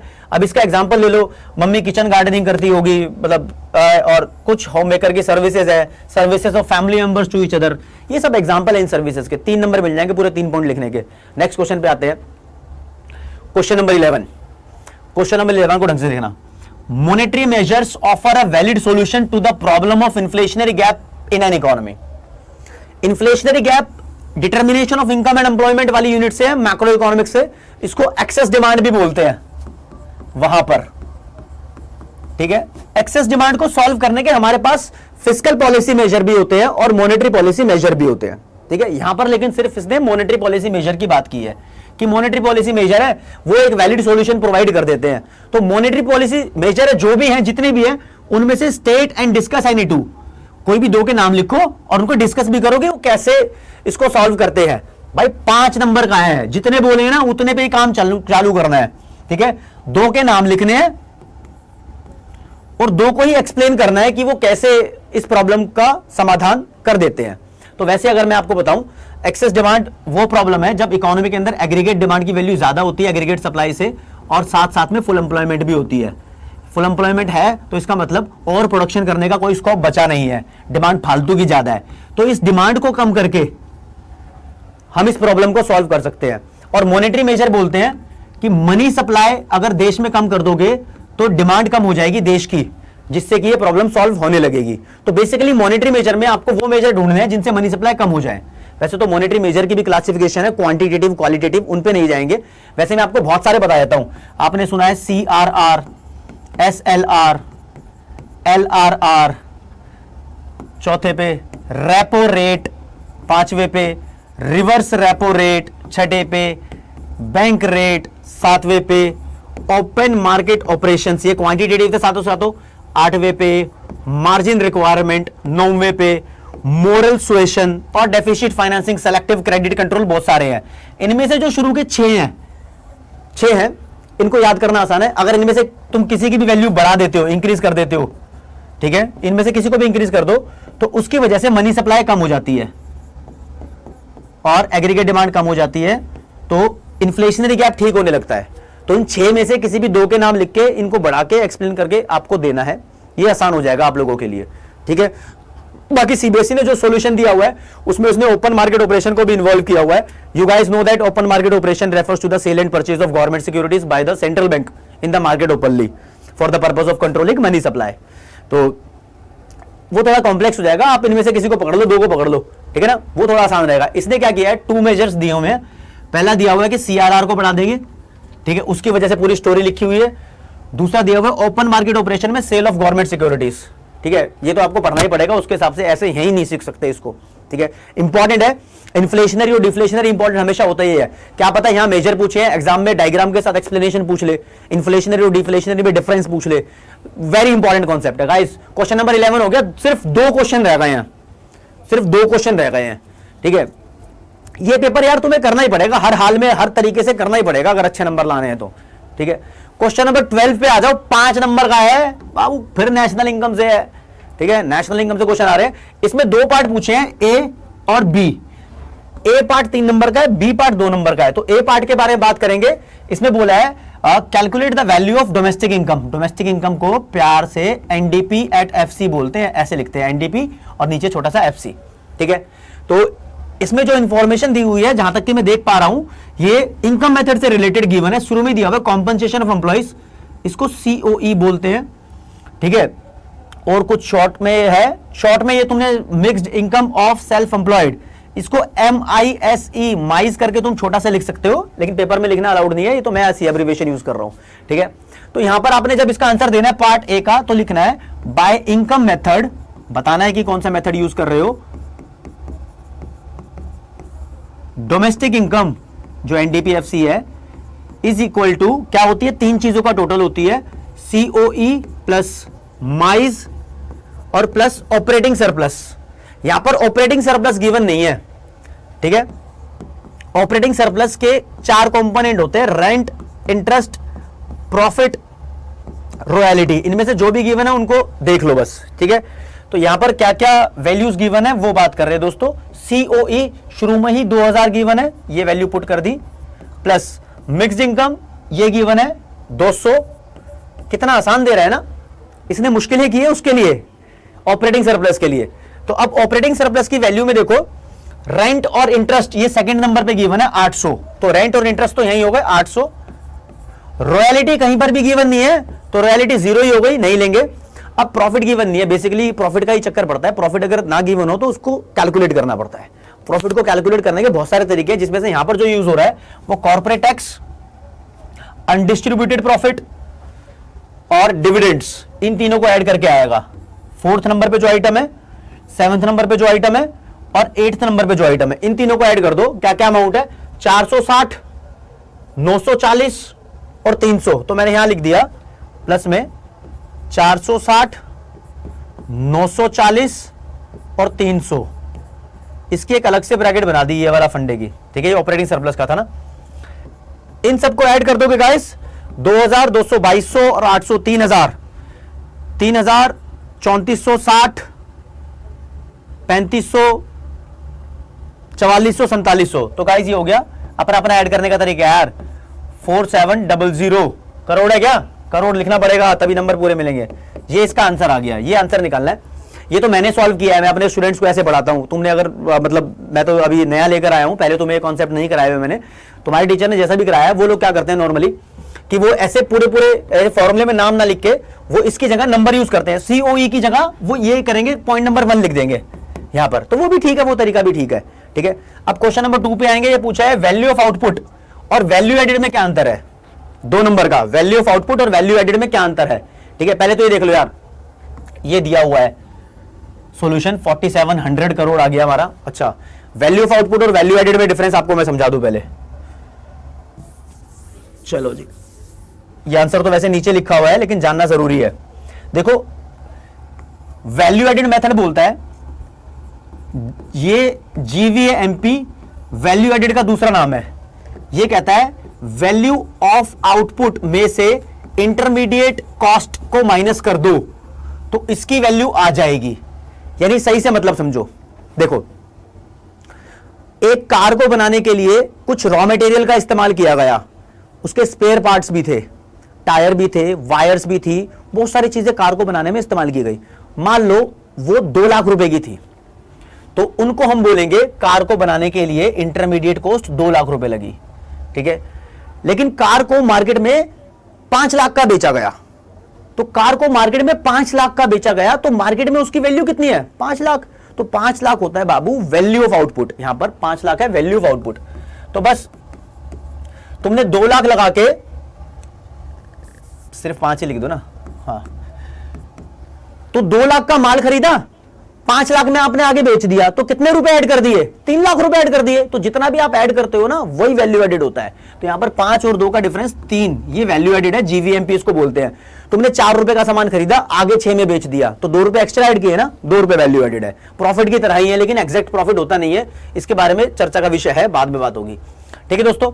लेकिन अब दूसरा ये है वैल्यू ऑफ आउटपुट क्या होता है। अगर ये वैल्यू ऑफ आउटपुट आपको गिवन ना हो तो गाइस इसको निकालते हैं वैसे, sales plus change in stock. Change in stock अगर आपको पुराना दिख रहा हूं, मैंने बोल दिया sales plus change in stock plus production for self consumption.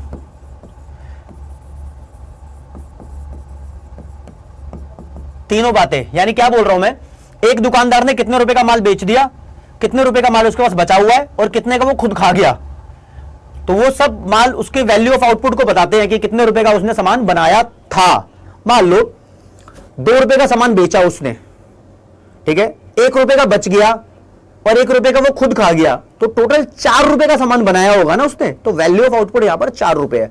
तो ये क्वेश्चन में पूछा है कि भैया आप वैल्यू एडेड और वैल्यू ऑफ आउटपुट में डिफरेंस बता दो, तो डिफरेंस क्या बन जाएंगे, वैल्यू ऑफ आउटपुट की डेफिनेशन में sales plus change in stock और प्रोडक्शन फॉर सेल्फ कंजम्पशन आप बता सकते हो, जो कि यहां लिखा हुआ है, value of output is the estimated money value of all goods and services inclusive या including change in stock and production for self consumption, यानी उन सब चीजों का टोटल है जिसके अंदर चेंज इन स्टॉक और प्रोडक्शन फॉर सेल्फ कंजम्पशन भी है, ठीक है।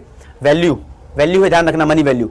और whereas value added is the excess of value of output over the value of intermediate consumption. बड़ी मुश्किल सी लैंग्वेज लिखी है यार, तुम इसको करो ना ऐसे ही, वैल्यू एडेड VA या GVMP लिखो, इसका फॉर्मूला भी लिखो, value of output minus intermediate cost, formula भी लिख दो यहां पर, ठीक है। यहां पर भी फॉर्मूला लिख दो इसका, वैल्यू ऑफ आउटपुट क्या होता है, sales plus change in stock plus production for self consumption. Formula जरूर लिखना, तब ज्यादा क्लियर होगा, पूरे नंबर कहीं नहीं गए, पूरे नंबर कहीं नहीं गए। ये कौन सा क्वेश्चन था, 12वां क्वेश्चन था, इसमें चॉइस भी थी गाइस, 5 नंबर का है ना, और करके एक और क्वेश्चन पूछा गया है, यहां पर भी 2 पार्ट है। थोड़ा सा पानी ले लिया जाए, यहां पे भी 2 पार्ट है, एक न्यूमेरिकल है जिसमें पूछ रहा है find the net value added at factor cost, नाम दिया हुआ संभव कोई फार्मर है। फिर दूसरे क्वेश्चन में 2 कंपोनेंट पूछे हुए हैं NFIA के, net factor income from abroad. तो देखो हम क्या करेंगे, पहले ये न्यूमेरिकल सॉल्व करते हैं, इसके बारे में तुम्हें कुछ बताता हूं। NVAFC निकालना है, ठीक है, हम यहां पर निकालेंगे पहले GVAMP, वैल्यू एडेड बोलते हैं, इसका फॉर्मूला होता है value of output minus intermediate cost. I hope आप लोगों को दिखाई दे रहा होगा, ठीक है। वैल्यू ऑफ आउटपुट में सेल्स आती है और चेंज इन स्टॉक आती है। तो ये जो फार्मर है संभव, इसने जिस जिसको सामान बेचा है वो इसकी सेल है, तो किस किस को बेचा है, देखो पॉइंट नंबर 1 पे लिखा हुआ है कि sale of wheat by the farmer in the local market, local market में 6800 का सामान इसने बेच दिया, तो ये सेल है। परचेज ऑफ ट्रैक्टर किसी काम की चीज नहीं है, इस मेथड के अंदर purchase of machine, tractor, investment की चीजें किसी काम की नहीं होती, ठीक है। लिखा है procurement of wheat by the government from the farmer, government के द्वारा फार्मर से सामान खरीद लिया गया, तो मतलब ये भी फार्मर ने बेचा है, तो दूसरी सेल हो गई। तीसरा कहीं कुछ गिवन है, ये 4th नंबर पे, consumption of wheat by farming family during the year, इस फार्मर की फैमिली ने जो व्हीट था वो 50 रुपए का खा लिया, यानी ये है प्रोडक्शन फॉर सेल्फ कंजम्पशन। तो ये 200, 50 और 6800, ये तीनों सेल में काउंट होंगे, वैल्यू ऑफ आउटपुट में काउंट होंगे। इनको टोटल करके देख लो, यहां लिख दो 6800 प्लस 200 प्लस 50, ये वैल्यू ऑफ आउटपुट में काउंट हो गए, सेल्स में। चेंज इन स्टॉक का कोई मैटर नहीं है, तो उसको गायब छोड़ दो, कहानी खत्म, ठीक है। अब आ जाओ इंटरमीडिएट कॉस्ट पे, उसने खुद कितना पैसा लगाया है, 5वें नंबर पे दिया हुआ है, expenditure on the maintenance of existing capital stock, 100 रुपए बेटा ऐसे खर्च कर दिए उसने, तो 100 रुपए यहां से माइनस कर दो। फिर जो भी आंसर आएगा तो देखते हैं 6800 200 7050 में से 100 गए तो इट इज 6950 6950 जीवीएमपी आया है, लेकिन इसने ये तो पूछा ही नहीं, इसने पूछा है एनवीएएफसी। तो एनवीएएफसी कैसे निकालते हैं? एनवीएएफसी होता है जीवीएमसी, जीवीएएमपी जो निकाला है माइनस, ये ग्रॉस है ये नेट है तो डेप्रिसिएशन माइनस कर देते हैं, फिर ये एमपी है और ये एफसी है तो यहां से एनआईटी माइनस होता है। दोस्तों देखो स्पेस नहीं है, मैं ऐसे लिखने की कोशिश कर रहा हूं, ठीक है, आप हैंडल कर लेना सिचुएशन को। तो जीवीएमपी की जगह जो वैल्यू आई थी मैं थोड़ा और नीचे लिख देता हूं, कितनी वैल्यू आई है 6950 माइनस डेप्रिसिएशन कहीं गिवन ही नहीं है तो 0, पूरा क्वेश्चन पढ़ लेना, कहीं गिवन नहीं है।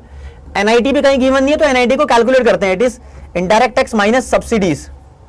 तो देखो सब्सिडीज भी वही लिखा है, यही सब्सिडी है, कितनी वैल्यू है 20, तो मैं क्या करूंगा 6950 माइनस 0 0 को हटा के ये आईटी की वैल्यू 0 और ये 20 ऐसे कर दूंगा ना, तो माइनस का साइन है, ये भी माइनस में तो प्लस हो जाएंगे, तो प्लस होके आंसर आएगा ₹6970 करोड़, ये आंसर आएगा। नेक्स्ट पेज पे सॉल्यूशन देखो क्या है, हाँ जी यही आंसर है, ये इनका अपना सॉल्व करने का तरीका है, इसने फॉर्मूले से समझाया नहीं है, इनने बोला यही आइटम प्लस होने हैं, ये अकेला माइनस होना है।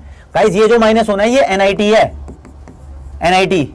एनआईटी कैसे होता है, आईटी माइनस सब्सिडीज, इसका ही चक्कर था यहां पर, आईटी गिवन ही नहीं है, इनडायरेक्ट टैक्स 0, सब्सिडीज 20 की हो गई तो नेट आके माइनस 20 ही हो गया, ठीक है, इसलिए फिर यहां पर प्लस का निशान लगा दिया इन्होंने, अगर आपको इसको समझना है तो, ठीक है ना, सब्सिडीज के लिए, ठीक है, सॉरी 6 नंबर पे था ये, 6 नंबर पे था, हाँ ये प्लस, ठीक है ना, 5 पे तो ये आईसी है,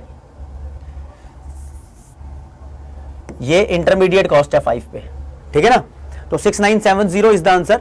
और अगर ये वाला क्वेश्चन पूछा है बी पार्ट की एनएफआई के कंपोनेंट बताओ, एनएफआई मतलब जो विदेशों से पैसा कमाया गया है फैक्टर इनकम के तौर पे हमारे देश के द्वारा, तो हम क्या वहां नौकरी करेंगे तो सैलरी वेज वगैरह भी कमाएंगे, उसको कॉम्पनसेशन बोलते हैं। हम वहां पर अपनी प्रॉपर्टी से रेंट वगैरह भी अर्न कर सकते हैं, प्रॉपर्टी और एंटरप्रेन्योरशिप से कमाई हुई इनकम उसको बोलते हैं। तो देखो 2 कंपोनेंट पूछ रहा है, इसके 2 नंबर का है, स्टेट करने हैं सिर्फ, स्टेट का मतलब नाम लिखो, एक्सप्लेन ना करो, ज्यादा दिमाग मत चलाना, एक्सप्लेन करने की जरूरत ना है यहां पे, ठीक है। तो कंपोनेंट्स ऑफ एनएफआईए यानी net factor income from abroad क्या दिया हुआ है, पहला net compensation of employees, net COE यानी जो हम बाहर से कमाते हैं वो वाला पैसा, नेट सीओई भी बोलते हैं इसको, ठीक है। नेक्स्ट है net income from property and entrepreneurship, rent वगैरह अगर बाहर से कमा लिया, दूसरे देशों में कुछ तुमने रेंट पे दिया हुआ, वहां से पैसा तुम्हें आ गया, ठीक है। फिर this is net retained earning of resident companies abroad, ये भी एक पैसा कमाने का तरीका है। हमारे देश की कंपनी कोई विदेश में चल रही है तो वहां से जो उसकी रिटेन अर्निंग है, मतलब प्रॉफिट का हिस्सा, प्रॉफिट का जो हिस्सा अनडिस्ट्रीब्यूटेड है उस पैसे की बात हो रही है। तो 3 है, तीनों नहीं लिखने, 2 नंबर का है तो 2 ही लिखने हैं गाइस। ये आंसर 12 है, मैक्रो इकोनॉमिक्स से है। ये question number 13, 5 number last question है। ये थोड़ा अटपटा चटपटा सा क्वेश्चन है, इसको आंसर देने का तरीका अलग होगा। इसके 2 पार्ट है दोस्तों। इंडियन इकोनॉमी में यूनिट 2 से क्वेश्चन पूछा गया है। यूनिट 2 में 3 चैप्टर तुम्हारे कोर्स में आ रहे हैं, इंफ्रास्ट्रक्चर, अनएम्प्लॉयमेंट और इन्वायरमेंट एंड सस्टेनेबल डेवलपमेंट वाला चैप्टर। तो इसका जो क्वेश्चन ए है ये इन्वायरमेंट और सस्टेनेबल डेवलपमेंट से पूछा है। क्वेश्चन नंबर जो बी है वो पूछा है अनएम्प्लॉयमेंट वाले चैप्टर से। तो पहले ए को पढ़ेंगे।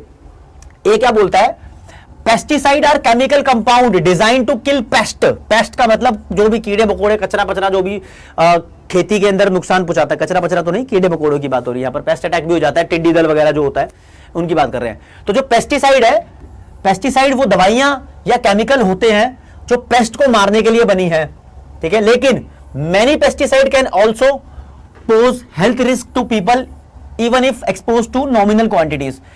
कह रहे हैं कुछ केमिकल यानी कुछ ऐसी चीजें भी हैं जो कीड़े मकोड़े मारती हैं, लेकिन वो चीजें इंसान की हेल्थ को भी नुकसान पहुंचा देती है। हाँ, पहुंचा देती है, नॉमिनल क्वांटिटीज में भी खोली गई है तो भी। तो in the light of this statement suggest any 2 traditional methods for the replacement of chemical pesticide. तो कोई सलाह में कोई 2 ऐसी बातें बताइए जिससे हम केमिकल पेस्टिसाइड के इस्तेमाल को कम कर दे। पुरानी बातें बतानी है, ट्रेडिशनल मेथड्स। तो ट्रेडिशनल का मतलब पुरानी बातें। अरे भाई, नीम का पेड़ लगाओ ना, नीम की बातें बहुत है। नीम का पेड़ थोड़ा बैक्टीरिया फ्री होता है, वहां पर आसपास के गंदी चीजों को किल भी कर देता है। पेस्ट अटैक के चांसेस पे सबसे कम होते हैं। गवर्नमेंट भी क्या प्रमोट कर रही है, जो यूरिया खाद है, जो यूरिया फर्टिलाइजर है, वो कहती है ये नीम कोटेड होने चाहिए, नीम की कोटिंग होनी चाहिए इसके ऊपर भी। ठीक है, तो नीम कोट करो। कुछ पक्षी ऐसे हैं, बर्ड्स बहुत सारी ऐसी हैं, जैसे कि मैंने मोर देखा है खेतों के अंदर, जो ये पेस्ट वगैरह है इनको पनपने नहीं देता है, इनको खाने लगता है। तो हम ऐसी बर्ड्स को पनपने दें जो कीड़े मकोड़े ये सब पेस्ट वगैरह को खा जाए। तो ये दो हमारे पास एडिशनल तरीके हैं, एक तो नीम ट्रीज और उसके बाय प्रोडक्ट्स, मतलब उससे बनी हुई चीजें, बेसिकली बोला कि नीम कोटेड यूरिया, और दूसरे पे एक लार्ज वैरायटी ऑफ बर्ड्स है हमारे पास जो कि एग्रीकल्चरल एरियाज में होनी चाहिए। ये पेस्ट और इंसेक्ट इन दोनों को खाने का काम करती है। देखो इस चिड़िया का नाम तो मुझे पता नहीं है, लेकिन इसके मुंह में जरूर कोई ना कोई कीड़ा है। इसने देखो पूरे कीड़ों का झुंड अपने मुंह में डाल रखा है। ये देखो मस्त मोला, तो हमारे एग्रीकल्चर को नुकसान नहीं होने देती, ये है। सेकंड क्वेश्चन 13 पे क्या लिखा है, ये अनएम्प्लॉयमेंट से है। In the recent times the Indian economy has experienced the problem of casualisation of workforce. Casualisation of workforce का मतलब बता दो। कैजुअल लेबर्स, टेम्परेरी लेबर्स को बोलते हैं। देखो वर्कर्स हमारे पास दो तरीके के मेनली है, एक तो सेल्फ एम्प्लॉयड होते हैं, यहां पर बताता हूं। देखो वर्कर्स की क्लासिफिकेशन में एक सेल्फ एम्प्लॉयड है जो अपना काम धंधा खोल के बैठे हुए, शॉपकीपर वगैरह, ठीक है। दूसरे पे हायर्ड एम्प्लॉयज होते हैं, इनको नौकरी दी जाती है। जो हायर्ड होते हैं इसमें दो वैरायटी है, एक टेम्परेरी है, टेम्परेरी तौर पर रखे गए जिनको वेजेस दिहाड़ी वगैरह मिलती है, एक परमानेंट रखे गए हैं जिनको रेगुलर सैलरी मिलती है। तो गाइस जो रेगुलर सैलरी वाले बंदे हैं इनको कुछ एक्स्ट्रा एडवांटेज होते हैं, मतलब इनकी लेबर लॉज से जो बेनिफिट मिलते हैं, हमारे देश के कानून में जो लेबर्स को बेनिफिट्स दिए हुए हैं वो यहां पर इनको मिलेंगे। यहां पर पेंशन वगैरह मिलने का प्रावधान भी होता है, जैसे कि प्रोविडेंट फंड इनकी सैलरी से कटता है। तो फ्यूचर में इनको थोड़ी अनसर्टेनिटी कम हो जाती है कि जब भी हम रिटायर होंगे या नौकरी खत्म होगी तो प्रोविडेंट फंड का पैसा हमें मिल जाएगा। ग्रेचुइटी जैसे बेनिफिट्स मिलते हैं। ग्रेचुइटी का मतलब होता है कंपनी के साथ तुम लंबे समय तक बने हुए हो तो कंपनी तुम्हें कुछ रॉयल्टी के तौर पर ऐसे पैसे देती है, चलो तुम्हारे साथ लंबे टाइम तक बने हो तो कुछ एक्स्ट्रा पैसे लो। तो कुछ बेनिफिट्स, जॉब सिक्योरिटी यहां पर मिली रहती है परमानेंट एम्प्लॉइज को। जो टेम्परेरी कैजुअल लेबर है ना यार, इनके साथ पंगा है, कभी भी नौकरी से निकाल दिया जाओ। अभी ये कोविड का टाइम चल रहा था, ठीक है, ऐसे ही टेम्परेरी लेबर्स को बहुत सारों को नौकरी से निकाल दिया गया।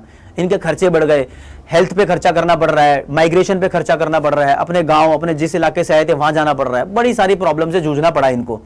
तो जब ये टेम्परेरी वर्कर्स की संख्या बढ़ने लगती है, यानी कैजुअल लेबर्स की संख्या बढ़ने लगती है, तो इसको ही बोलते हैं कैजुअलाइजेशन ऑफ वर्कफोर्स, ठीक है। तो ये एक प्रॉब्लम है। This problem has only been aggravated by the outbreak of कोविड-19। एग्रीवेटेड का मतलब मान लो यहां पर खुलासा। तो कैजुअलाइजेशन ऑफ वर्कफोर्स एक समस्या है, इसका खुलासा तभी देखा गया जब ये कोविड-19 की प्रॉब्लम हुई थी। चलो ठीक है, क्या आप इस स्टेटमेंट से अग्री हैं? जी हां बिल्कुल अग्री है। तो डिस्कस एनी टू डिसएडवांटेजेस, कोई दो ऐसे नुकसान बताओ जो कैजुअलाइजेशन ऑफ वर्कफोर्स से होते हैं। हाँ तो दो नुकसान, क्या बहुत सारे नुकसान होते हैं, चलो दो ही पूछे तो दो ही बताएंगे क्योंकि दो से ही नंबर मिलेंगे, ठीक है। तो the statement is quite appropriate जो कैजुअलाइजेशन ऑफ वर्कफोर्स है इंडिया के अंदर। तो देखो फॉर कैजुअल वर्कर्स क्या होता है, जो राइट्स ऑफ द लेबर है वो प्रॉपरली प्रोटेक्टेड नहीं होते लेबर लॉ से, लेबर लॉज इस पर काम नहीं करते, ठीक है। इनको सोशल सिक्योरिटी बेनिफिट्स नहीं मिलते यार, ठीक है।